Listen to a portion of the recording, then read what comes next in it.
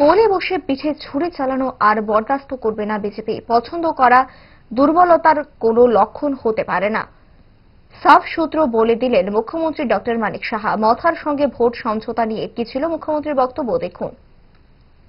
বলছি তো, আমি তো আজকে আমার ভাষণে বলে দিয়েছি, আমি তো বলছি যে আমরা সবার সাথেই পার্টনার হিসাবে থাকতে চাই, টিচার হিসাবে থাকতে চাই। মাননীয় প্রধানমন্ত্রী যে বললো না এবার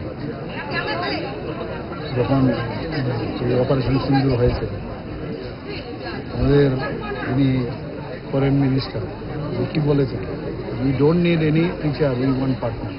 পার্টনার হিসাবে থাকলে ভালো, পার্টনার হিসাবে না থাকলে আমরা আমাদের মতো করে চিন্তা ভাবনা করি।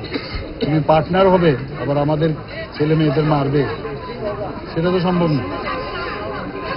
বারবার আক্রমণ করবে, কোথাও প্রোগ্রাম করতে দেবে না, এটা কোন ধরনের রাজনীতি?